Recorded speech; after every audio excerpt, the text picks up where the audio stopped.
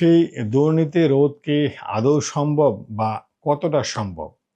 এই নতুন রাজনৈতিক বন্দোবস্ত অথবা নানান দপ্তর সংস্কারের ব্যাপারে প্রথমতই যেটি দরকার সেটি হলো রাজনৈতিক সদিচ্ছা।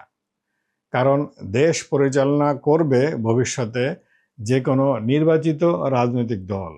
আর সেই নির্বাচিত রাজনৈতিক দলই এ সমস্ত সংস্কার এবং নতুন রাজনৈতিক বন্দোবস্ত বাস্তবায়নের প্রধান ভূমিকা রাখতে পারে।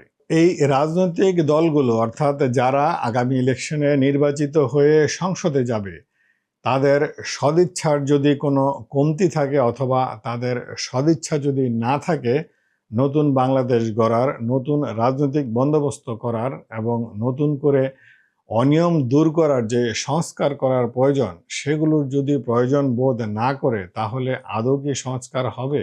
মোটেও সম্ভব নয়।